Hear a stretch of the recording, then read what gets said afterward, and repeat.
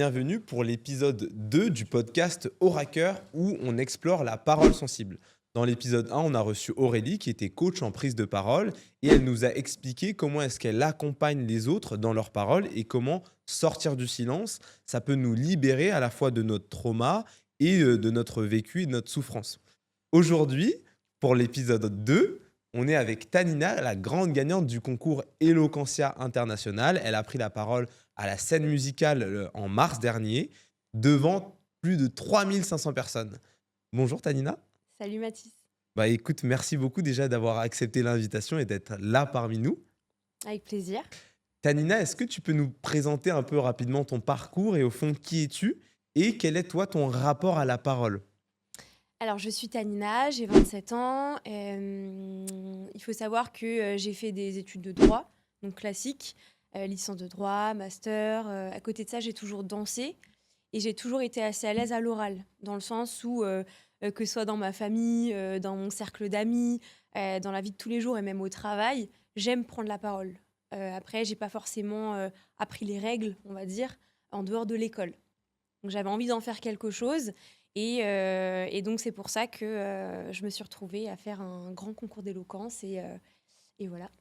Et donc tu parlais un peu de voilà ton aisance dans la famille. Moi, j'aimerais bien savoir quelles paroles en fait tu as reçues dans ce cadre familial-là. Comment est-ce que ça t'a construit en tant qu'être humain? Et ensuite, quelles paroles peut-être tu as eues et comment est-ce que cette parole-là, elle a évolué au regard de ce que tu es et de ton intériorité? J'ai commencé à prendre la parole dans une famille nombreuse. On est 5 enfants. Je suis la troisième, donc je suis au milieu de tout le monde. Et ça n'a jamais été une difficulté pour moi d'exister dans ce groupe. Mais c'est aussi ce qui explique qu'aujourd'hui, j'arrive à prendre la parole assez facilement. C'est parce que dès le départ, en fait, j'étais au milieu de beaucoup de personnes. Beaucoup de personnes avec des personnalités plus ou moins différentes. Et ça, à l'air de rien, ça pousse à prendre la parole, à aller chercher son identité dans la parole. Donc il y a ça. Et après, la parole, on l'apprend dans la vie de tous les jours à l'école, quand on rencontre ses premiers copains. On l'apprend aussi au travail, quand il faut pouvoir exprimer des idées, exprimer parfois aussi ses mal-être, etc. Et puis, je pense que là où elle est la plus importante, c'est dans nos relations au quotidien, nos relations très proches. Je parle des relations amicales, relations familiales, mais il y a aussi les relations amoureuses. Donc moi, en fait, ma parole, elle a traversé toutes ces familles-là, on va dire. Et aujourd'hui, elle a beaucoup évolué dans le sens où j'ai été formée pour prendre la parole. Depuis 1 an, en fait, j'ai fait la formation à voix haute à Eloquentia. Et durant cette formation, j'ai pu découvrir en fait qui j'étais et comprendre d'où je venais dans la parole justement. Et comprendre aussi pourquoi je suis assez à l'aise quand je suis sur scène pour bouger, par exemple. Tu vois, quand je prends la parole et qu'il y a tel sujet qui me prend un peu par les tripes et où c'est plus difficile pour moi de prendre mon souffle, etc. Donc, elle a beaucoup évolué aussi quand j'ai commencé à apprendre comment prendre la parole. Et alors, tu parles d'énormément de choses qui m'évoquent plein de choses. Tu parles d'apprendre à prendre la parole. Et pourtant, tu parlais déjà. Donc, j'ai envie de dire, c'est quoi la distinction que tu fais? Et est-ce que, en fait, peut-être que ce que tu essayes de dire, c'est d'apprendre à parler, à défendre son message, à envisager, en fait, sa parole comme ce que moi j'aime bien dire, la traduction de son intériorité. Et j'ai envie de dire aussi, voilà, donc c'est ça la première question. Et la deuxième question, c'est que disaient tes silences et que disent-ils peut-être encore aujourd'hui de toi? Des silences, il n'y en avait pas beaucoup, OK. de base. Il n'y en avait vraiment pas beaucoup. Juste le début de ta question, c'était quoi? C'était au niveau de, ta parole. Tu dis apprendre à parler, Ah oui, alors qu'on parle déjà en fait ok, avant. j'ai. C'est quoi la distinction entre apprendre à parler J'ai. et juste, parler? On apprend tous à parler. Moi, j'avais vraiment beaucoup de mal à être claire et à me faire comprendre. Donc, je parlais, je débitais, j'essayais de me faire comprendre. Moi, pour moi, dans ma tête, c'était très, très clair. Et pour l'autre, ça l'était pas forcément. Donc, la première étape, en fait, c'était la remise en question. Et c'est ça aussi que je suis venue chercher. Quand je te dis, je voulais apprendre à parler, et c'est ce que j'ai fait et que je continuerai à faire toute ma vie, c'est qu'il y avait ce truc de décalage entre ce que je dis et comment je suis comprise, tu vois. Donc ça a commencé par là. Et ensuite, quand tu me parles des silences, forcément, ça me touche beaucoup parce que je parle énormément. Et je suis entourée de personnes qui parlent énormément, tu vois. Et donc, j'ai toujours attiré à moi des gens qui étaient plus ou moins comme moi, tu vois. Et en commençant à m'intéresser justement à la prise de parole, bah là, j'ai rencontré des profils complètement différents, qui lisaient plus qu'ils ne parlaient, qui écrivaient plus qu'ils ne parlaient. Et donc bah là, forcément, on commence à échanger, à avoir des discussions ensemble, on oppose un peu nos points de vue, etc. Et c'est complètement différent. Et quand on commence à faire des discours, bah, on a envie de parler pour tout le monde, pas juste pour ceux qui voient les choses comme nous ou qui parlent comme nous, tu vois. Et donc c'est à ce moment-là que j'ai compris qu'il fallait peut-être que je me taise un petit peu, peut-être pour faire un peu deux, trois pas vers moi, comprendre que là, c'est le silence qui doit prendre place pour écouter l'autre et lui laisser avoir cet espace aussi. Et enfin, voilà, je pense que tous les deux, on est vraiment les personnes qui parlent tout le temps. On est là, on parle jusqu'à 3 4 heures du matin des fois. Et c'est vrai que peut-être ça cache aussi une certaine forme de pudeur, ou peut-être pudeur et j'ai envie de dire, manque d'assurance dans le don. Je Mm. m'explique dans ça, c'est et tu disais, j'avais du mal à me faire comprendre. Je pense qu'on a tellement peur d'être rejeté par l'autre ou peut-être de faire passer, certaines idées, mais avec maladresse, si bien qu'elles sont déformées, qu'on veut être toujours dans le don, mais excessif. Et moi, je connais énormément de gens comme ça et moi-même, j'en fais partie, il y a pas de souci, hein. Donc je pense qu'il y a de ça, et du coup, qu'est-ce qui explique ce décalage, selon toi, entre, le manque de clarté ou peut-être le message que tu sais qui te traverse et le manque de clarté et comment tu n'arrives pas à le faire advenir dans un rapport à l'altérité? Est-ce que c'est parce que au fond, tu manquais de technique et auquel cas la technique, voilà, ça s'apprend? Ou est-ce que c'était aussi peut-être que pour toi, c'était pas encore clair? Que la vision que tu avais des choses, et c'est très noble, n'était pas figée? C'est ces deux points-là et un autre point. Le premier point, c'est forcément qu'il y a un manque de technique.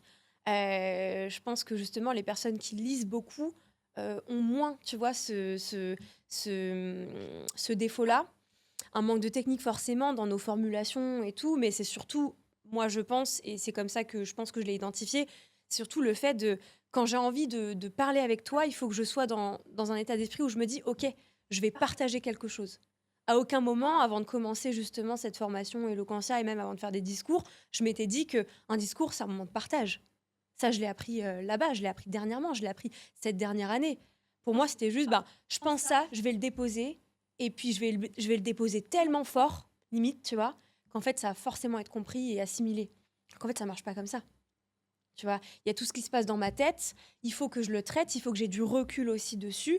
Et là, c'est pas une question de spontanéité ou pas, hein. C'est une question juste de est-ce que j'ai conscience de ce que je ressens et de ce que je vis et de ce que je dis? Et est-ce que c'est OK avec moi-même, tu vois, à l'intérieur, avant de le sortir avec la bouche, tu vois? Ouais, donc c'est déjà dans une forme de justesse, vis-à-vis de son intériorité. Ouais. Et ce que tu dis, ça me marque parce que effectivement, alors dans le cadre du discours, bien évidemment, on s'imagine que c'est un rapport vertical et qu'il y a une hiérarchie entre les orateurs et les oratrices qui parlent et le public qui est passif et en fait, accepte en fait, notre message directement.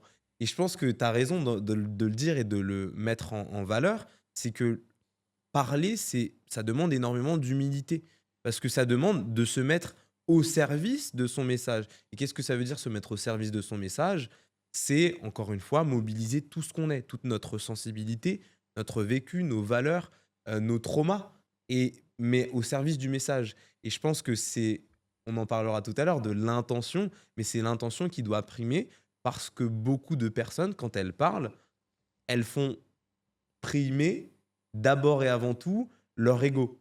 Elles parlent pour montrer qu'elles savent parler. Oui, c'est naturel d'ailleurs. C'est même Euh, le premier truc qu'on voit en concours d'éloquence, en concours de plaidoirie et dans la vie de tous les jours. Tu vois, là, j'ai fait une réunion tout à l'heure au travail. Il y avait un truc sur lequel j'étais pas très très sûre. Ça s'est vu tout de suite. C'est pas du tout mon ego qui a parlé, tu vois. Alors que si je te parle d'un sujet que je connais, mais sur le bout des doigts, tu vois, je suis sûre de moi, c'est toute ma vie. Bah là, il y a ma confiance en moi, mais il y a aussi mon ego de non, mais attends, je vais te parler d'un truc que moi, je connais très très bien, tu vois. Comme Harry Potter, par exemple. Exactement comme Harry Potter. Mais l'ego, c'est pas forcément quelque chose de mauvais. Mais c'est une question d'équilibre en fait. Et moi, je trouve qu'aujourd'hui, c'est très difficile d'apprendre à se connaître. Et notamment dans la parole, tu vois. Même quand on apprend à parler, alors là, on a des années-lumière, tu vois, quand on commence gougou gaga, pipi caca prout, on a des années-lumière, tu vois, de se dire, bah, est-ce que je pense vraiment ce que je dis? Est-ce que, est-ce que je suis OK avec ce qui se passe à l'intérieur de moi quand je dis ça? Et je pense que, ben moi, les premières fois où c'est arrivé, c'est quand j'ai pris la parole en public. Hmm. Parce que je me disais que j'avais une responsabilité, je devais pas dire n'importe quoi aux gens qui m'écoutaient. Et avant de les respecter, je dois me respecter moi là-dedans. Pas pour une question d'ego, mais juste pour une question de. Ça doit être quelque chose de vrai, de sincère, ça doit être fluide et ça doit être même, tu vois, quelque chose qui nous libère un peu, tu vois. Hmm. Donc, on fait beaucoup de blagues dans nos discours et tout, mais le plus important, c'est de dire, bah là, je vous parle de quelque chose qui est totalement OK avec tout ce que je suis. J'ai réfléchi, j'ai fait des recherches, j'ai demandé à tel ou un tel ce qu'il pensait du sujet, mais j'ai trouvé le truc que je veux mettre au service de mes arguments, que je veux mettre au service de mon message et de mon intention, comme tu l'as évoqué tout à l'heure. Et en fait, ce que tu me dis, ça m'évoque le fait de. Alors, il y a plein de choses, mais le point important, je pense, c'est effectivement, comme tu dis, d'avoir une parole qui prend soin. D'avoir une parole, et la parole, elle a forcément des vertus thérapeutiques.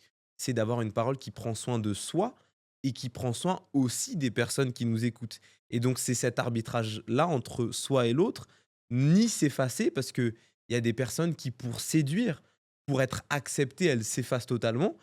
Et il y en a d'autres, comme peut-être tu décrivais tout à l'heure, qui sont dans l'imposition.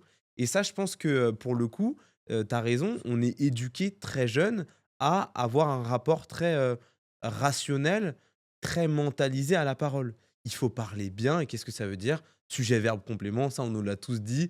C'est construire des phrases qui soient logiques, qui soient intelligibles, mais aussi intelligentes. Et ça fait qu'en fait, on minimise nos émotions. Et on ne se pose pas effectivement la question de physiologiquement, dans notre sensibilité, qu'est-ce qui se passe quand je dis ça? Et moi, j'ai une question parce que forcément, tu as parlé, et le discours, moi j'aime bien dire, le discours, c'est une rencontre avec des inconnus. C'est 8 minutes où on doit, alors il n'y a pas d'impératif, mais on doit autant se faire se peut d'être sincère, comme tu dis, de montrer plus ou moins un certain nombre de facettes de notre personnalité. Comment est-ce que toi, tu arrives à venir dans cet espace-là, avec des gens que tu ne connais pas, venir délivrer un message, et vraiment dans le rapport, j'ai envie de dire, juste à l'inconnu, tu vois? Parce qu'on parle à des étrangers. Comment est-ce que tu rentres dans le truc? Tu pourrais te dire: «En vrai, je parle 8 minutes, je les verrai plus jamais, autant faire ce qui me plaît». Je pense que déjà, j'ai fait beaucoup d'erreurs pour y arriver. Et tu vois, sur les 8 discours que j'ai faits pendant le concours Eloquentia, je considère que c'est le dernier où j'ai vraiment réussi à atteindre ce truc-là, tu vois. OK. J'ai fait beaucoup d'erreurs, je me suis beaucoup perdue, je me découvrais en fait dans la prise de parole. Et tu vois, ce truc de vouloir séduire et vouloir plaire, alors c'est des mots qui sont forts, mais c'est vrai. Et c'est pas forcément quelque chose de, avant de prendre la parole, tu te dis, oh, je vais séduire tout le monde. Tu vois, c'est pas grossier. En fait, Très insidieux, en c'est fait. très insidieux. C'est pas une voix qui est forte, tu vois, en nous. Mais c'est quelque chose qui est là et qui a limite toujours été là. En tout cas, pour ma part, ça a toujours été là. Je le connais, ce truc de il faut séduire, tu vois, pour convaincre, limite. C'est un peu vrai, même dans la vie de tous les jours, tu vois. Quand tu veux te faire entendre, on te dit, ben oui, il faut que tu aies les bons arguments, mais il y a aussi ta personne, tu vois, qui parle. Tu vois, si demain je veux me remettre en forme, je veux qu'il y ait un coach sportif qui s'occupe de moi. Excuse-moi, mais s'il est en surpoids, qu'il a une mauvaise alimentation, qu'il n'a pas une bonne routine sportive, je vais pas le croire, tu vois. C'est aussi ce truc de comment on se présente aux autres. Et donc, bah, j'ai fait beaucoup d'erreurs. J'ai eu beaucoup de moments où ça n'allait pas. Il y a des retours qu'on m'a fait qui m'ont fait très très mal. C'est pas évident aussi, en fonction des jurys que tu croises en concours, de savoir où est le vrai, où est le faux. Parce que ça reste des personnes extérieures qui ne te connaissent pas, tu vois, qui peut-être eux-mêmes ne s'y connaissent pas. Et puis après, tu rencontres aussi des personnes qui s'y connaissent beaucoup, qui ont aussi ce côté où ils savent analyser les gens en face d'eux, qui ont ce talent qui est aussi parfois inné. Et donc là, ça peut marcher, tu vois. Donc, il a fallu faire le tri. Et c'est pas facile. Je pense que tu vois, même moi, à 27 ans, j'ai eu plus de vécu, on va dire, que les autres candidats en majorité. Tu vois, les gens sont un peu plus jeunes quand même dans les concours. Ça m'a pas empêché de tomber dans des pièges ou tu vois, de l'ego, du paraître, de vouloir séduire, etc. Mais ce qui Et, m'a c- et beaucoup aidé. ça se manifeste comment, en fait, dans ta parole, tu vois? Si tu pouvais donner un truc un peu Ah, plus mais c'est très rigolo! concret. C'est très rigolo. Moi, j'aime beaucoup faire rigoler dans mes discours. J'ai jamais fait du stand-up en totalité dans mon discours, mais je sais que pour beaucoup de personnes, ça peut être ça. Moi, ça s'est manifesté tu vois, moi, je suis très dans le pathos dans mes discours. Donc, c'est faire appel aux émotions. Tout le temps, parce que c'est ce qui me guide au quotidien. Je suis née comme ça. Quand j'étais petite, mon papa, il m'appelait Madeleine. Enfin, je pleurais tout le temps. Les émotions, ça a toujours été quelque chose de très fort chez moi et ça me suivra jusqu'à la fin de mes jours. Mais c'est vrai que dans le discours, bah, on nous apprend, attends, il faut convaincre. Ouais, mais attendez, moi, je vais vous raconter telle chose qui m'est arrivée dans ma vie, vous allez comprendre en fait. Vous allez voir. C'est raconter des éléments très personnels de sa vie, quitte à outrepasser la pudeur, tu vois. Moi, je dis toujours, je suis pas quelqu'un de pudique, tu vois. En fait, je pense qu'on est tous pudiques, mais qu'on n'a pas forcément la bonne définition. Est-ce qu'il y a vraiment une bonne définition en même temps? Bon, on va pas partir là-dessus, mais enfin, tu vois, il y a ce truc de, ouais, je me dévoilais et j'avais aucun problème avec ça, sans me demander si moi-même j'étais ok ou si les gens qui étaient concernés par ces éléments de ma vie étaient ok.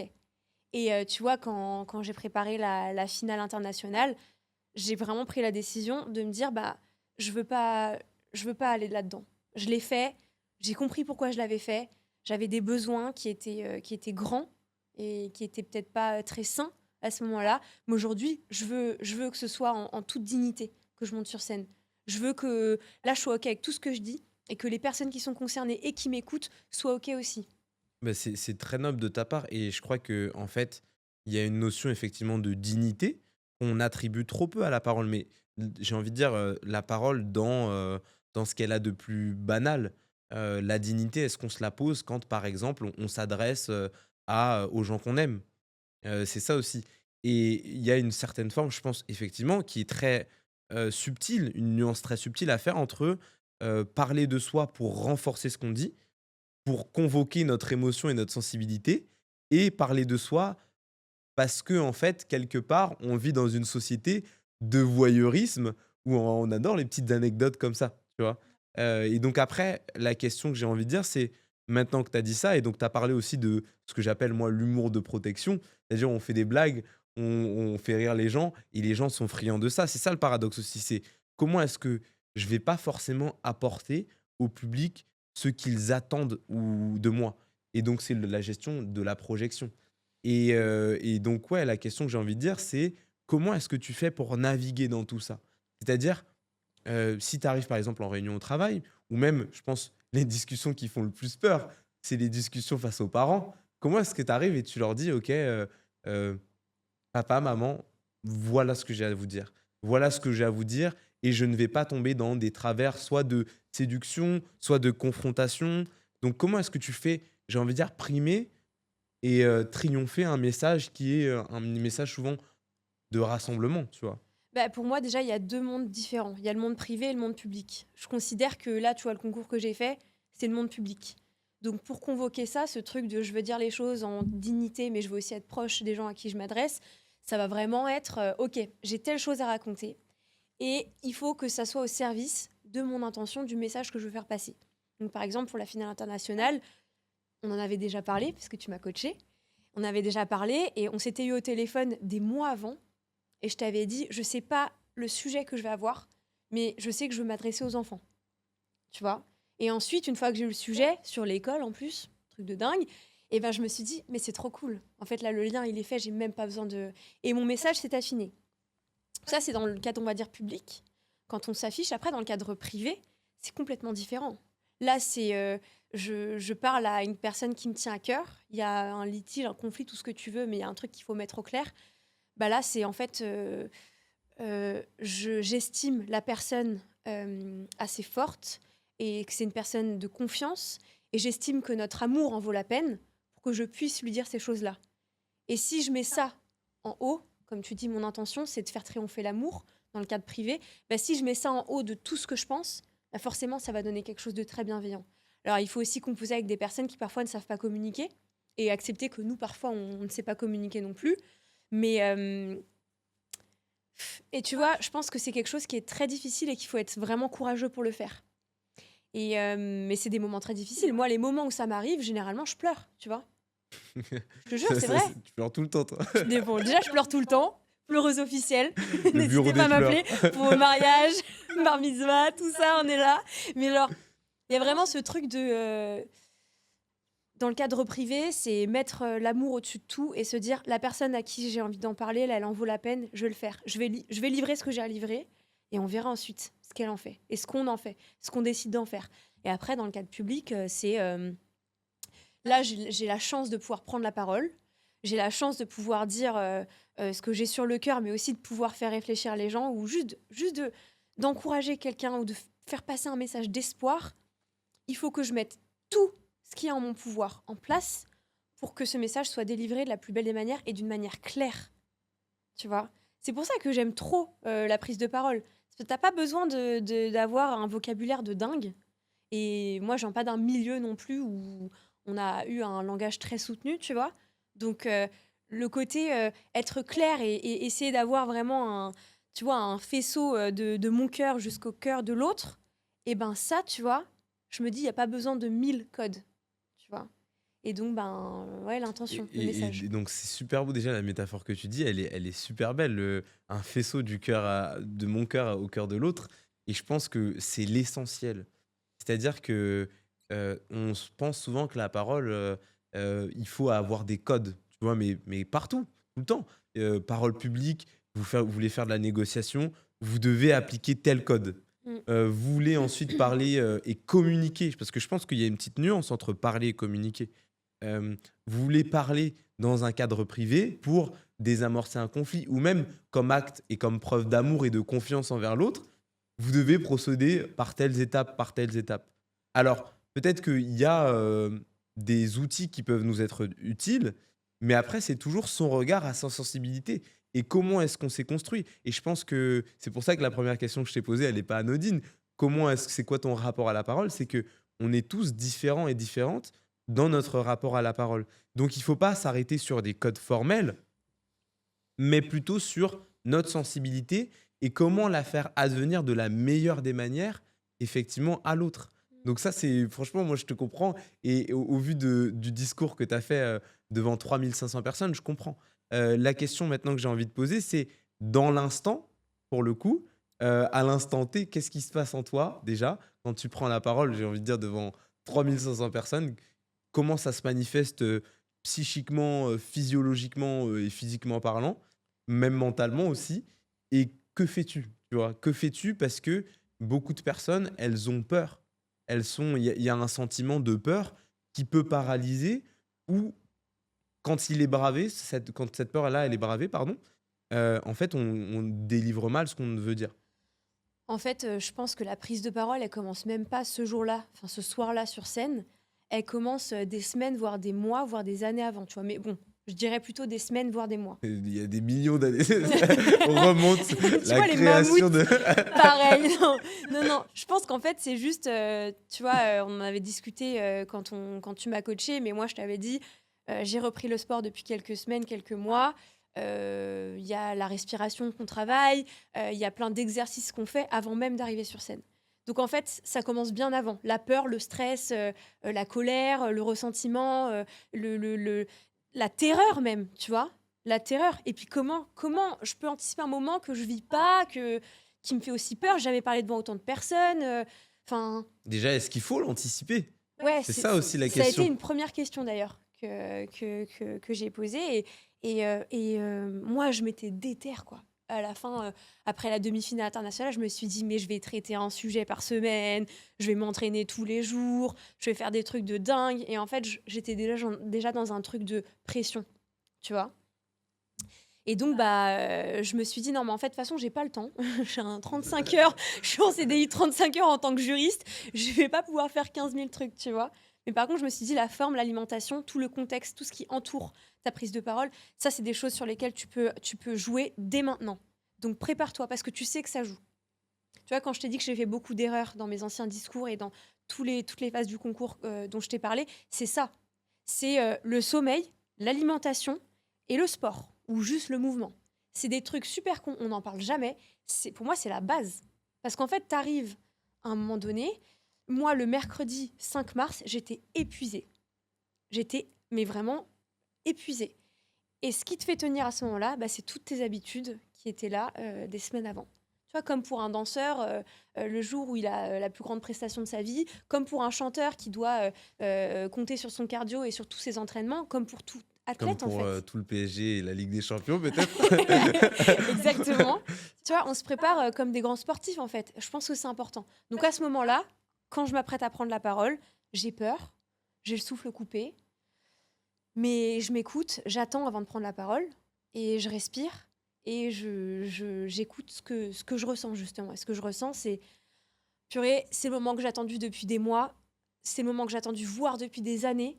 J'ai une chance de dingue. Il y a tous les gens que j'aime dans le public, il y a plein de gens qui me soutiennent. Je me sens super forte et en plus, j'ai réussi à rester dans ma bulle avant de prendre la parole. Donc c'est trop bien. Donc en fait, là, il y a tout qui est sur la table. J'ai plus qu'à me servir, tu vois. Donc je respire et ensuite je prends la parole. Et puis, tu sais, les premiers mots, c'est un peu les moments où tu prends la température aussi, tu vois. Et j'ai eu beaucoup de chance parce que la température était très bonne. Tu vois, mes premiers mots, c'est une blague, ça intrigue, ça fait rire et les gens rigolent. Et là, tout de suite, je sens une énergie de dingue. Mais pas une énergie de purée, leur excitation, leur réponse me perturbe, mais plutôt en mode, ok, là, on va se rencontrer, tu vois.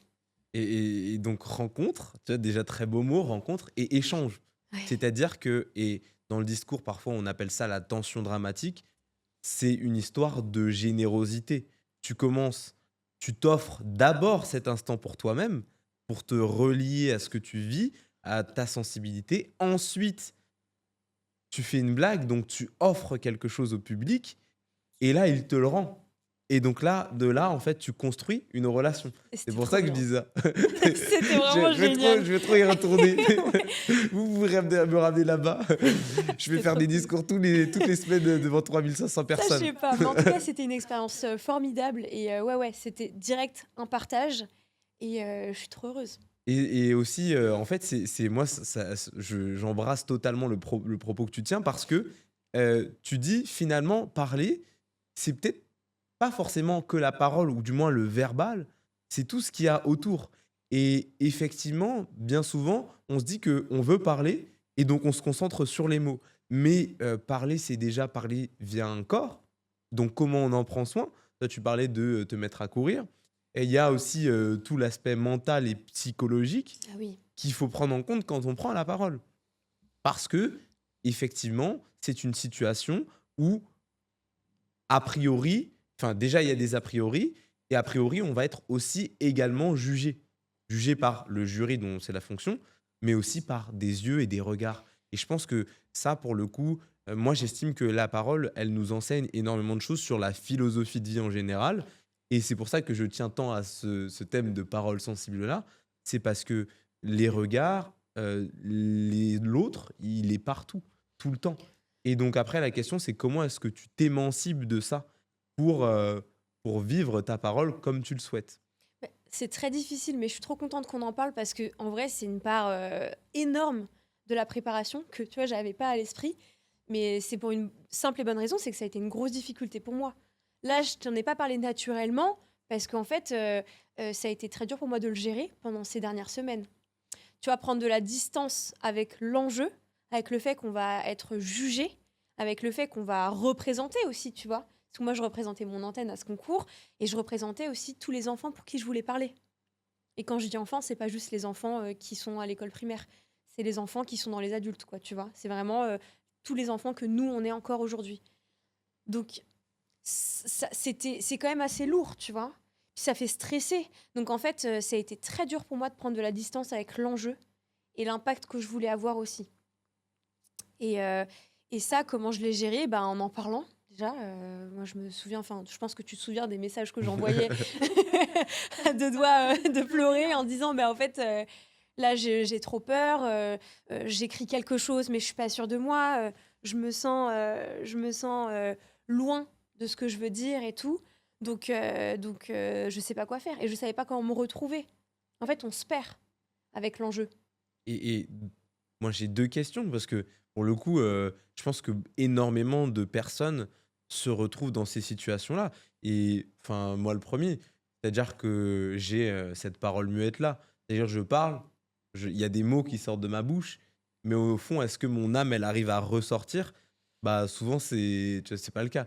Donc, comment est-ce que déjà, première question, tu fais pour vivre ton émotion dans ces moments-là? Parce que l'émotion, c'est ce qui nous transcende, c'est ce qui nous traverse, et c'est ce qui fait qu'on est humain, j'ai envie de dire. Et deuxièmement, comment est-ce que tu fais pour baliser enfin, ton discours, même ta parole, pour te retrouver? Il y a un moment très fort dans mon discours, c'est le slam de fin. À ce moment-là, c'est un moment fort, mais pour qu'en plus je puisse partager avec les personnes à qui je m'adresse, il faut que je sois dedans, tu vois. Il faut que je sois connectée à moi. Donc, ce que tu es en train de la question que tu me poses, là, on est dedans, tu vois. Bah, typiquement, là, j'invoque mon message. Et mon message, c'est je veux parler aux enfants, je veux faire passer un message d'espoir aux enfants qui ont été victimes de violences, qu'elles soient physiques ou mentales. Je veux leur faire passer un message de vous pouvez vous réinventer, peu importe d'où vous venez, peu importe ce qu'on vous a appris et peu importe comment on vous a frappé quand vous étiez enfant. C'est ça, en fait, le message. Vous êtes rempli d'amour et vous êtes compétent et vous êtes fort. Et tout ça, en fait, ça indépendant de toutes les personnes que vous rencontrez. Vous êtes né comme ça et vous allez faire de grandes choses. Donc ça, c'est tout ce que je pense. Tu vois, quand je pense à ça, ça m'émeut énormément et en fait, il faut que je me reconnecte à ça. Donc moi, je repense aux enfants et je les regarde et je les vois, en fait. Et quand je les vois, ben là, je suis dedans. Parce qu'en fait, je les imagine. Tu t'imagines, bon, il y a des gens qui sont pas très gentils, mais je pense que la majorité des gens sur cette terre, quand ils voient un enfant qui vit quelque chose de pas très facile, je pense pas qu'il va lui sortir des choses genre non mais tu pleures, arrête quoi, tu vois. Ils vont vraiment, je pense, en tout cas j'ai envie de penser comme ça, moi c'est comme ça que je réagis, c'est je vois un enfant qui est dans le mal-être, je vais tout faire pour qu'il soit bien quoi, tu vois. Parce que c'est ce que j'aurais aimé aussi qu'on me dise. C'est comme ça que j'aurais aimé qu'on se comporte avec moi, donc c'est ce que je veux faire passer aussi. Ok. Et donc, c'est en fait un lien empathique et émotionnel. Et, 100%. et je sais que, alors, dans ta parole aussi, tu as vraiment vécu ta parole dans l'instant. Et comment est-ce que tu as fait? Je sais qu'il y a des petits moments, par exemple, d'improvisation. euh, des moments très drôles, hein, notamment, avec un cow-boy et tout ça. Ah oui. Non, le shérif dans la ville. Bon, Ouais. comment est-ce que tu as fait pour accepter ça, en fait? C'est-à-dire accepter que, et c'est encore une fois, pour moi, ça nécessite de l'humilité, d'accepter qu'il y a un message, il y a aussi peut-être éventuellement des mots que tu as pensés avant la circonstance précise, mais au moment donné, tu vois, peut-être tu pars sur autre chose. Mais je suis dedans, je suis totalement dedans. En fait, le moment où dans mon discours, enfin, il y a un moment dans mon discours où je partage une anecdote de mon enfance au collège où je vis une injustice. Et c'était une injustice avec mon CPE à l'époque. Et en fait, ce CPE, il était très cow-boy. Et donc, pour éviter de tomber dans un truc où l'anecdote est super triste et on comprend que ça peut être interprété comme du racisme ou des trucs comme ça, moi, je veux pas trop tomber là-dedans, même si c'est peut-être vrai à ce moment-là. Je pense que le monsieur, à ce moment-là, il voulait pas du tout, c'était pas du tout son intention de me détruire, mais c'est ce qui s'est passé. Et donc, moi, je veux apporter un peu d'humour. Et en fait, quand j'y repense, même moi, à l'anecdote, je me dis quand même que c'était vraiment un cow-boy, ce mec. Et donc, forcément, quand je suis dans mon discours, je dis ce que j'ai prévu de dire. Après, je me dis, mais qu'est-ce qui m'évoquait vraiment? Bah, c'était vraiment un cow-boy. Du coup, bah, d'un coup, un pro, bah, c'est moi, tu vois. Je te dis, j'ai l'habitude de prendre la parole dans ma famille. Bah, je fais tout le temps des blagues chez moi, tu vois. Bah là, c'est pareil. Je suis un repas de famille, en fait, sur la scène, à ce moment-là.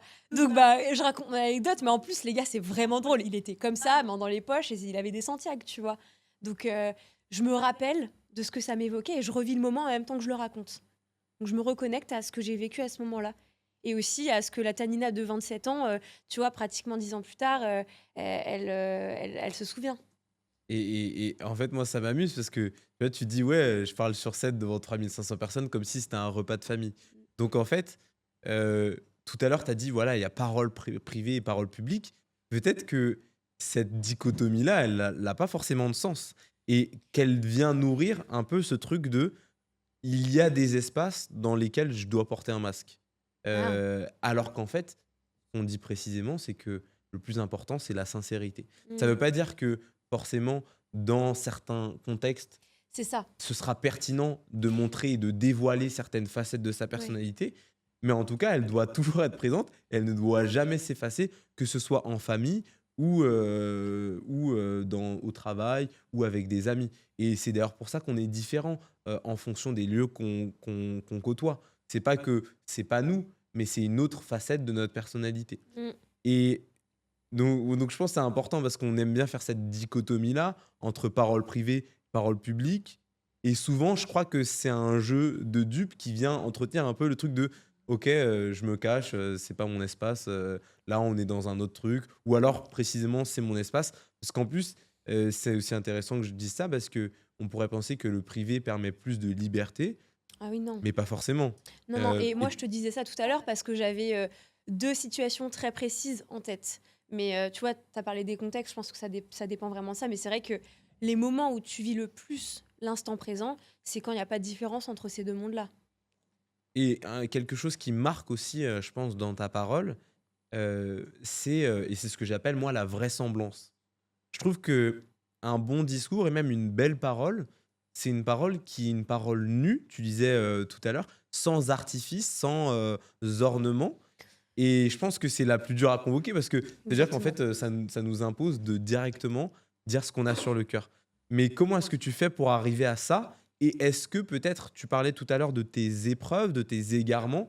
Est-ce qu'il n'y a pas un moment donné où tu as voulu faire du show, faire de la mise en scène, élaborée en mode Hollywood, Bien sûr, mais remise c'est des Césars, tout ça? exactement, Mais est-ce que c'était enfin, ça pouvait être toi, mais bien encore une sûr. fois, l'intention, elle est où dans tout ça? Ça a été très dur justement moi je suis trop tentée de faire du spectacle, hein. Attention, hein.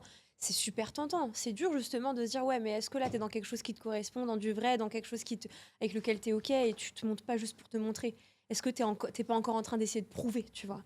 Ça a été dur parce que surtout quand on a un sujet qui nous plaît comme ça, qui nous évoque beaucoup de choses, que ce soit des choses positives ou négatives, tu as envie de faire triompher ce qui a été le plus fort chez toi, tu vois?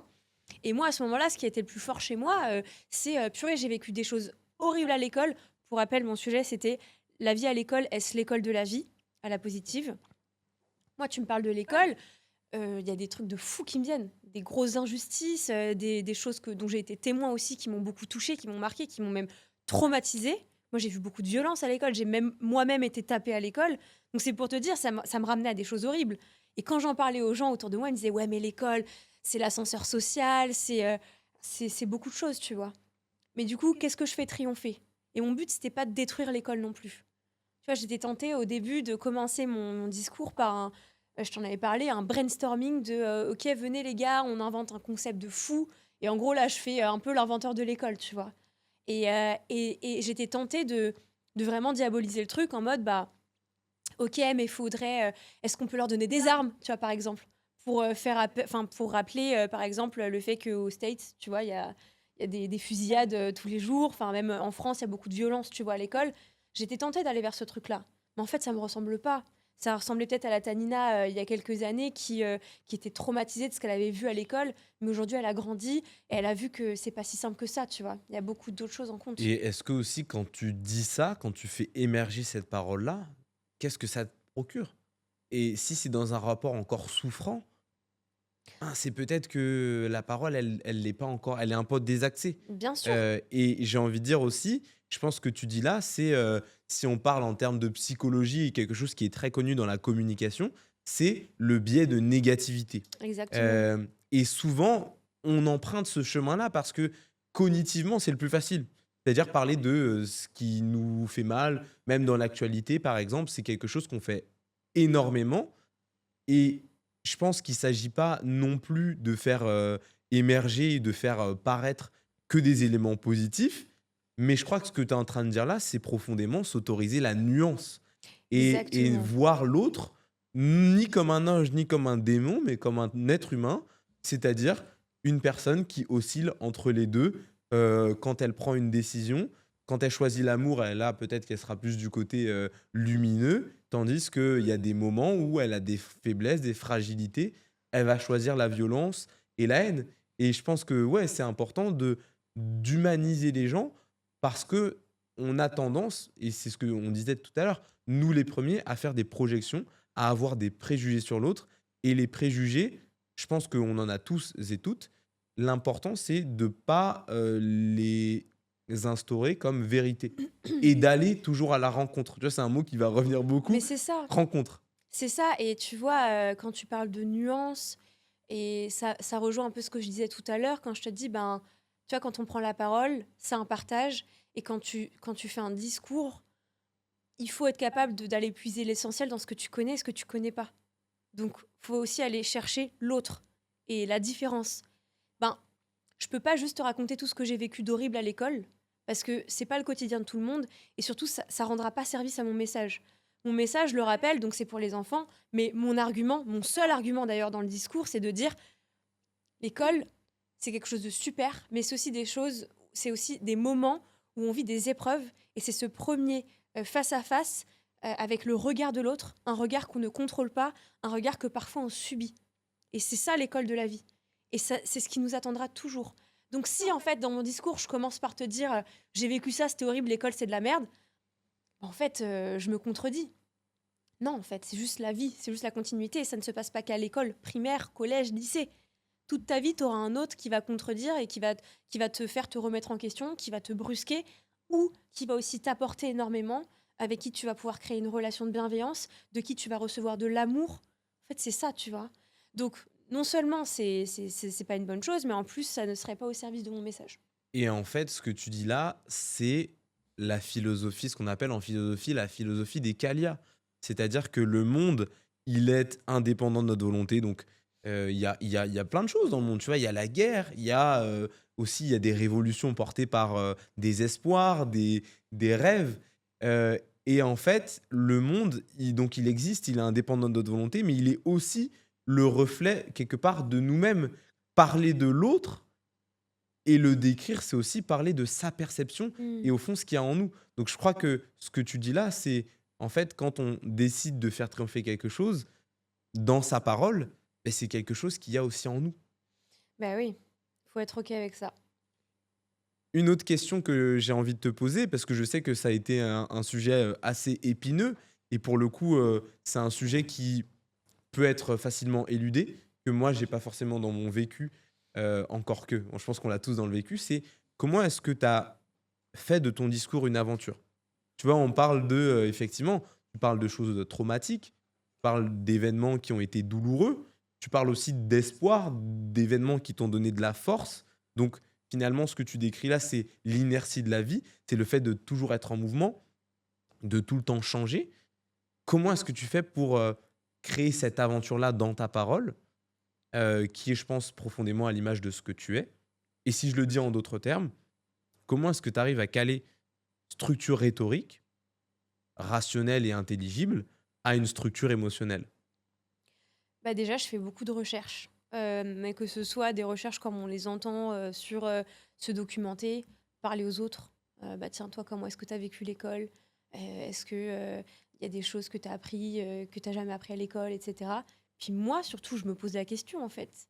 Au-delà des événements traumatisants ou des moments incroyables qui m'ont apporté beaucoup d'amour, de reconnaissance et dans la bienveillance, au-delà de toutes ces choses, qu'est-ce que ça veut dire pour moi? Qu'est-ce que ça appelle? Et moi, j'ai écrit très tard mon discours. Il y a vraiment eu 2 semaines de je me positionne, quoi. Donc, comment préparer tout ça? Bah déjà, s'écouter. J'avais pas envie d'écrire. Si j'avais écrit si tôt, j'aurais été une brute avec moi-même.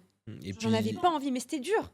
Tu vois, c'était dur de pas écrire. c'est dur de pas écrire parce qu'en plus, l'écrit, il a tendance. Alors, Eh, écrire, c'est construire à sa nous pensée, mais figer, à nous exactement, figer, à se à bloquer. figer. Moi, je voulais surtout pas ça parce que c'est une des fameuses erreurs que j'ai fait pendant mes discours. Notamment mon discours de finale Eloquentia Paris-Saclay, mon discours d'antenne. Tu vois, je suis sortie de ce discours en disant, j'ai pas tout dit en fait. Mm. J'ai même rien dit de ce que je suis et de ce que je pense vraiment. Je m'en suis tellement voulu, mais Mathis, tellement voulu. Je suis rentrée chez moi, mais comme une grosse perdante. Et je me suis dit, mais j'ai vraiment fait de la merde. J'ai pas parlé. J'ai pas parlé du tout. Donc, tu es Et tout ça pour rien en plus. dans cette forme de parole muette, mais tu Ouais. disais ça, mais je crois que c'est aussi important, intéressant, d'avoir une forme de frustration. Mm. Tu vois, de se dire, OK, il y aura qu'une une occurrence, et après, c'est fini, en fait. Ça veut dire qu'après, je retourne à ma vie de moldu. Ouais, On va être c'est vrai. dans la métaphore Et j'ai d'Harry même Potter pas tout tout le temps, donné. tu Et vois. j'ai même pas tout donné. Et je me suis même pas donné la chance d'être vrai, quoi, tu vois. Ça qui est rageant. Donc en fait, je pense qu'il y a aussi un facteur temps. Là, on avait 3 semaines pour préparer notre sujet. Pour moi, ça c'est royal. Jamais eu autant de temps pour préparer un sujet, pour faire un discours. Alors je me suis dit, mais alors Taïna, là, t'es hôtel 5 étoiles, tu te donnes, mais le temps que tu veux, quoi. Mais c'était dur, c'était un parcours du combattant parce que t'es tenté chaque jour de dire non mais là je vais écrire, non mais là faut que j'écrive quelque chose, non mais là faut qu'il y ait une trace, faut qu'il y ait un truc, tu sais, pour se rassurer, alors qu'en fait tu te rassures mais c'est du vent. Donc c'est très dur d'aller à l'encontre de cette pression, cet enjeu. Il faut qu'il y ait quelque chose sur le papier avant que je passe sur scène. Et tu vois, bah, mon discours je l'ai terminé 3 jours avant et je l'ai appris l'avant-veille, la veille et le jour même. Et tu t'es quand même autorisé à improviser le jour J. Donc, tu Oui, es dans cette forme de mouvement.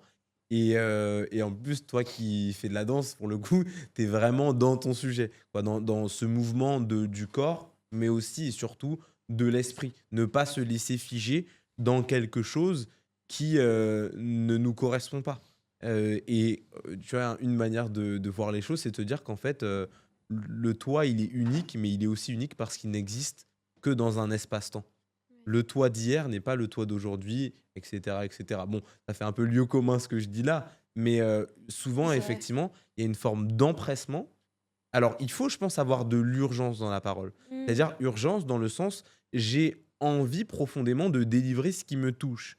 Mais l'empressement, il se manifeste par, effectivement, l'envie de dire vite, dire faire vite, et limite effacer et éluder cette phase d'introspection et je pense d'idéation parce que peut-être si je peux en parler un petit peu, comment est-ce qu'on a travaillé aussi, c'est on a dit mais en fait ça t'évoque quoi l'école. Mais ça suppose aussi, et c'est très délicat, d'enlever ce rapport rhétorique-là. Parce qu'on est souvent dans un truc de logiquement l'école c'est l'apprentissage, le truc, alors qu'en fait l'école, tu vois, si moi je peux te dire l'école ça me rappelle quoi. Ça me rappelle un jour j'ai écrit un message avec mes ciseaux sur la table, tu vois, j'ai gratté la table et je me suis dit ok, il y aura des gens qui vont lire ça plus tard. Et donc il y avait un truc de rapport à la postérité, tu vois. Bon, en vrai, c'était. Bah, tu sais, j'essaye de poétiser un peu Mm, mon erreur parce qu'après, bon, personne n'a vu. Donc voilà, mm, mm. pour une fois, j'arrivais à faire une bêtise sans me faire prendre. Mais il y a ce rapport-là d'idéation de comment je vais puiser en moi des choses sans, et je pense que c'est ça aussi l'enjeu, sans me juger. Ah ouais, mais ça, là, t'es en train d'aborder un sujet fou, hein. Parce que ça, c'est une épreuve déjà, d'aller chercher ça. Mais il y a aussi le truc de... Tu sais, t'as plein de voix intérieures quand t'es dans la pression, quand t'as un enjeu comme ça, quand t'as une échéance, un discours et une chose aussi importante à faire. T'as plein de voix intérieures qui te disent t'es pas légitime. Moi, ça a été la voix la plus forte. Et en moi, jusqu'au jour J, j'ai eu beaucoup de mal à l'accepter. J'ai beaucoup pleuré, vu que je suis une pleureuse officielle, mais j'ai Je beaucoup suis pleuré certifié. en me disant pourquoi je me laisse pas vivre ce moment, pourquoi est-ce que je me sens pas légitime. J'ai mérité d'être là, j'ai mérité de prendre la parole, j'ai mérité et tout le monde aurait mérité cette place-là. Mais là, j'ai cette chance. Je vais pas me flageller pendant des jours et des jours là-dessus. Ça a été très dur pour moi, tu vois. Et ben, cette acceptation-là, de se dire qu'on est légitime à prendre la parole, moi, c'est beaucoup mes proches et mon entourage qui m'ont aidé. C'est toi, c'est Aurélie, c'est ma grande sœur, c'est mon chéri, c'est ma famille, c'est tous les gens aussi dans Eloquentia qui me soutenaient. C'est l'autre, beaucoup. Et ensuite, moi, il a fallu qu'on me dise et que j'entende et que j'accepte d'où ça vient, pourquoi c'est là. Ok, j'ai mes réponses. Qu'est-ce que j'en fais?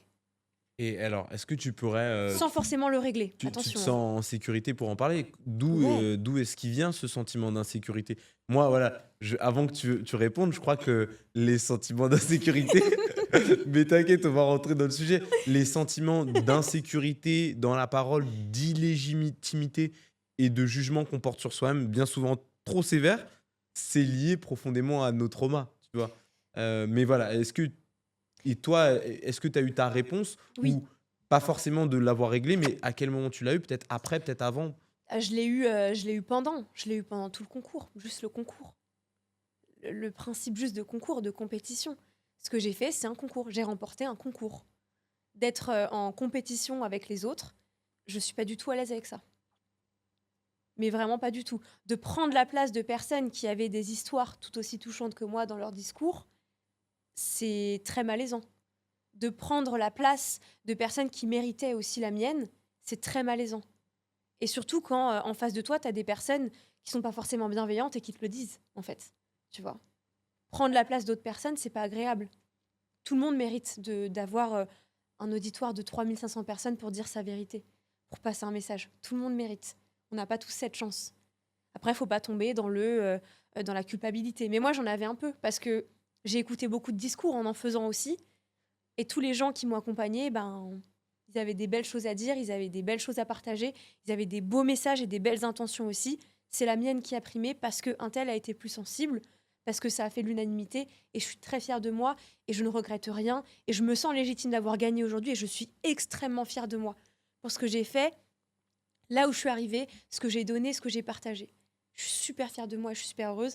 Mais ce sentiment de ne pas être légitime, c'est arrivé parce que c'est un concours, c'est une compétition. Et qu'en avançant dans la compétition, il faut accepter. Pas de manière tyrannique en disant j'en ai rien à foutre, je vais écraser tout le monde. Ça me ressemble pas, ça me ressemblera jamais. Mais ce qui me ressemble, c'est effectivement d'être à l'écoute des autres et de me dire bah en fait, désolée, mais là c'est moi qui suis passée à ce tour-là, mais tu méritais tout autant que moi. Et je suis désolée. Et donc, selon toi, est-ce que, enfin, si tu as des petites pistes, c'est quoi ce qui a nourri ou pourquoi est-ce que tu t'es construit ce sentiment d'illégitimité? Parce qu'il y a aussi, ce que je t'ai expliqué, au début, je viens d'une famille nombreuse, j'ai jamais eu de problème pour trouver ma place. Il n'empêche quand même que d'extérieur, quand on est famille nombreuse, moi en plus j'ai des frères et sœurs, on est très rapprochés au niveau de l'âge, on a tout le temps essayé de nous mettre en compétition. Alors mes frères et sœurs et moi, on est très proches, on se respecte beaucoup, on s'aime énormément et on a des parents qui nous ont toujours permis de mettre en avant cet amour plutôt que ce que les gens voulaient nous faire, miroiter de nos relations. Mais on se le dit, on en discute souvent. C'est quand même le parcours du combattant, les gars. Moi, je parle très fort, beaucoup. Ma petite sœur, elle est un peu plus introvertie, Romy, tu vois. Mais elle a énormément de choses à dire. Elle a beaucoup plus de créativité que moi dans les domaines qui l'intéressent, etc. En fait, on s'apporte tellement, mais on a aussi tellement été mis en compétition. C'est horrible, en fait. Ce truc-là, j'ai jamais été à l'aise avec ça. Il a fallu qu'on se le dise, ça, tu vois. C'est dur de dire des trucs comme ça. Surtout avec des gens qui on partage autant. Moi, c'est mes piliers sur Terre. Je les aime de tout mon cœur et jamais dans ma vie, je me verrais les mettre de côté, surtout pour des questions comme ça. Donc moi, ça me rappelle aussi ce truc-là avec lequel je suis pas à l'aise, en fait. Je l'ai réglé dans un cercle de ma vie, ben, je dois le régler ici aussi. Bah non, c'est compliqué. Les gens, on leur parle pas tout le temps, tu vois. C'est dur. C'est dur. Et puis, tu sais, quand on passe des tours, on gagne des concours, on a des retours qu'on nous fait et qui ne sont pas faits à d'autres. Moi, je pense que c'est quelque chose, il faut vraiment en parler parce que quand on commence à faire des discours, moi, je te l'ai dit, ça a été très dur de ne pas être dans ce truc de je veux prouver. Des choses difficiles, on en vit tous les jours. Et on a vraiment envie d'en parler. On a besoin d'en parler et on est légitime de vouloir en parler. Mais parfois, on le fait un peu comme un cheveu sur la soupe. Et on se dit, je balance ça comme ça, débrouillez-vous avec, tu vois. Et là où moi j'ai eu de la chance, c'est que les fois où je l'ai fait, ça a marché, tu vois. Il y a eu cette connexion quoi qu'il arrive. Et c'est pour ça que je te dis, je considère vraiment que là où j'ai réussi à le faire en pudeur et en dignité, c'est pour mon dernier discours, où j'ai pas du tout balancé les dossiers, quoi, tu vois. Mmh. J'aurais pu dire des trucs de fou. J'aurais pu être crue dans la violence sur les enfants. Parce que c'est ce que j'ai vu. Mais je voulais pas le faire. Parce que même les personnes qui frappent, elles ont été frappées. Même les personnes qui frappent ou qui harcèlent, je suis pas là pour diaboliser ou quoi, hein. Je suis juste là pour dire que, tu vois, ce truc de nuance, bah, c'est aussi se mettre à la place de tout le monde. Et moi, c'est vraiment ce que j'ai envie de faire parce qu'il y a des personnes qui se sont très mal comportées dans ma vie avec moi, avec les personnes que j'aime profondément. Et que même si je n'excuse pas leurs actes, je veux les comprendre et je veux aussi leur dire, vous avez été enfant à un moment donné dans votre vie, et ben c'est ok aussi. Mmh. Très, très beau ce que tu dis. Merci beaucoup pour ce partage. C'est en fait, peut-être dans des exemples particuliers, essayer de contacter, convoquer l'universel et ce qui nous rend humains. Et je trouve ça très, très beau. Et merci pour ce partage-là parce que pour moi, il est puissant. Hem, Au fond, si je résume un peu, je pense que c'est une question un peu d'épistémologie, c'est-à-dire de comment est-ce qu'on fonde nos savoirs. en disant que notre ressenti, notre instinct, nos émotions et vraiment ce que l'on ressent, ça participe aussi de ce qu'on l'on sait du monde. Et effectivement, il y a ce jugement-là, normatif-là, social qui nous est imposé à certaines situations où en fait on se met on s'efface. Mm. On s'efface, on s'efface. Et ça m'évoque un moment de ton discours que je trouve marrant, mais qui est pour autant profond. C'est à quel moment dans notre vie on s'autorise à verbaliser ce que l'on ressent. Et tu disais, voilà, moi j'ai verbalisé ce que je ressentais. Je trouve ça important parce que verbaliser, c'est un acte déjà de générosité envers soi-même. Poser les mots, nommer. Bon, je vais ressortir la citation de Camus, mais Camus, il disait nommer les choses, mal nommer les choses, c'est ajouter au malheur du monde. Et il disait ne pas les nommer, j'ai oublié la suite de citation, mais il disait ne pas les nommer, c'est renier. Ah, si, c'est ça, maintenant je m'en souviens. Et je le retrouve parce que ma pensée, elle s'aligne avec lui, tu vois. Bon, c'est renier notre humanité. Je pense que tu as raison, c'est important de nommer, mais nommer tout le spectre de notre humanité. Nommer le bon, nommer le mauvais, nommer les erreurs et nommer aussi ben voilà, ce qu'on fait de bien, ces moments où on est tous ensemble, on arrive à fédérer. Euh, voilà, mais en tout cas, merci beaucoup Tanina pour ce partage. Est-ce que selon toi, voilà, tu as tout dit à cet instant-là du podcast ou tu aimerais rajouter, il y a un sujet qui te touche et ensuite on partira sur le moment carte blanche qui est devenu le moment iconique. Mais est-ce que voilà, il y a des choses sur lesquelles tu estimes avoir passé trop de temps ou trop peu de temps et que tu t'apprêtes à nous partager avant la fin de notre petit podcast? Bah, merci en tout cas pour ce temps de parole. Merci de m'accueillir ici. Et surtout, ouais, ce que je veux rajouter, c'est que, tu vois, pendant tout le parcours, cette dernière année, toutes les phases du concours, j'ai vraiment appris à me connaître un peu plus, parce que j'ai pas fini d'apprendre à me connaître. Et ce qui m'a beaucoup aidée, et si je dois juste envoyer un conseil aux personnes qui veulent faire des concours de prise de parole, c'est de chercher la remise en question et l'équilibre. Parce que quand je dis remise en question, je dis pas prendre tous les retours de tout le monde. Il faut choisir qui est légitime aussi de vous parler sans rester enfermé dans ce truc de non mais lui je l'aime pas, je veux pas prendre son retour. En fait, même les gens avec lesquels t'es pas à l'aise, bah va les voir et ensuite discute et décide après si c'est ok ou pas. Tu le sentiras, fais-toi confiance, tu vois. Donc voilà, je veux juste rajouter ça. Moi, ça a été une année de remise en question, ça a été intensif, ça a été du début jusqu'à la fin très très lourd. Faut pas sous-estimer aussi mentalement et physiquement ce que ça fait. On en a parlé tout à l'heure, mais moi j'ai pris pas mal de poids, tu vois. Je pense que c'est important aussi d'en parler parce que c'est des découvertes, des nouvelles choses. Tu découvres des choses de toi-même avec lesquelles tu n'es pas forcément à l'aise. Bah forcément, il y a une réponse. Et c'est aussi pour ça que j'ai voulu me reprendre en main pour cet événement pour lequel j'avais envie de mettre toutes les conditions en place pour que je me sente bien ce jour-là. Et toutes ces conditions, pour moi, ça touchait à la forme physique, tu vois, et mentale. Donc vraiment, chercher la remise en question. Ok, merci beaucoup. Et c'est vrai que, ok, merci beaucoup pour ce partage. On pourrait encore dire énormément de choses sur l'expression que j'appelle maintenant avoir les yeux sur sa bougie. C'est-à-dire, ok, il y a le monde extérieur, mais où est-ce que moi j'en suis dans mon intériorité? Et ça m'évoque, si on fait un peu quelque chose de chronologique et de diachronique, quelque chose, j'ai envie de dire, pourquoi le slam et pourquoi la poésie? Pourquoi le slam et pourquoi la poésie? Ouais. Déjà parce que c'est trop stylé. Ouais. Yo le rap. Non, parce que c'est trop stylé et que moi, pour moi, ça a été une manière de faire passer mon message avec énormément de profondeur. Tu vois, les rimes, déjà, c'est magnifique. Le rythme, c'est magnifique. Bon, moi, il est assez lent quand même, mon rythme en slam. Je dois me perfectionner. Mais pour moi, c'était vraiment une manière de dire, les gars, là, on change d'énergie. C'est maintenant que ça se passe.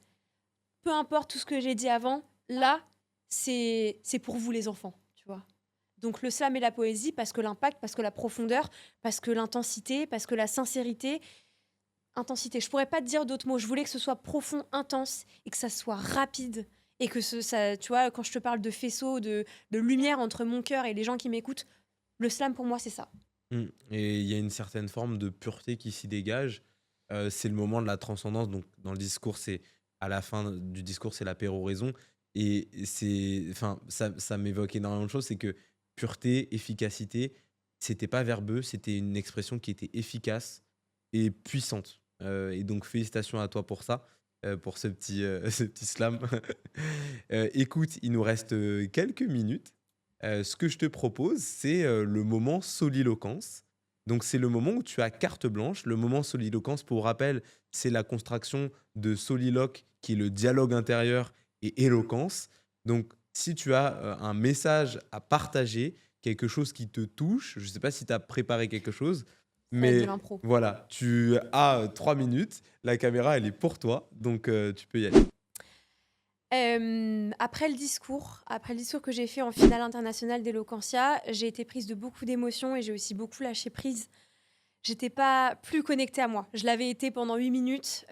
J'étais entourée de tout plein de gens. J'étais vraiment perturbée parce que au moment où on gagne, on s'attend pas forcément à gagner. Je savais que j'avais vécu un truc de fou sur le moment, mais je me demandais si les gens qui m'écoutaient l'avaient aussi vécu comme ça. Et donc dans cette folie, j'ai pas remercié, j'ai pas vraiment eu la clarté dans ma tête pour remercier toutes les personnes qui m'avaient accompagnée. Et c'est vraiment ce que je veux faire aujourd'hui. Donc merci Mathis pour m'avoir accompagnée toutes ces dernières semaines. Tu vois, je suis émue carrément. Merci de m'avoir accompagnée pour ces dernières semaines. Merci à Aurélie. Merci à Shadrach. Merci à tous les gens en fait d'Eloquentia en général, toutes les antennes. Et surtout, merci à ma famille, mes amis et mon chéri qui m'a accompagnée pendant toutes ces dernières semaines, jusqu'aux dernières heures aussi. Toutes les personnes qui m'ont aidée à rester dans ma bulle, à me rappeler que j'avais ma place dans ce concours, j'avais ma place dans cette finale, j'avais ma place sur cette scène que j'aime tant et que je continuerai d'avoir ma place pour tous les projets qui me feront vibrer. Et si je pouvais passer juste un message, c'est ça, c'est entourez-vous des personnes qui ramènent de la joie, chercher la joie chez les autres, et tout ce qui évoque de la joie, de l'amour, de la légèreté, de la bienveillance. Il y aura toujours des moments difficiles avec les personnes que vous aimez et qui vous entourent, mais le but, c'est que ça dure pas toute une vie quand même. Donc voilà, juste entourez-vous des bonnes personnes, de celles qui ont un cœur similaire au vôtre et qui sont là pour votre bien-être et à qui vous le rendez aussi. Voilà, merci beaucoup. Merci beaucoup, Tanina, pour ce deuxième épisode du podcast Orateur. J'aimerais faire aussi un grand remerciement à Aurélie, qui a été la première intervenante de l'épisode 1, à Tanina, qui est là, merci à toi d'être venue. J'aimerais aussi remercier l'équipe de Podblend qui nous accueille pour ce podcast. Ils sont juste à côté en plus. Et ils sont Je les géniaux. vois, ils sont trop sympas. Et donc voilà, si vous avez un podcast à réaliser, je vous vraiment qu'on vous conseille de les contacter. Et j'aimerais aussi remercier Hugo pour la création visuelle du podcast et toutes les personnes qui m'ont soutenu de près ou de loin. Orateur, c'est le nom d'une communauté, des personnes qui parlent avec le cœur. Et j'espère qu'on pourra, bien sûr, bien entendu, vous revoir bientôt sur la chaîne Orateur.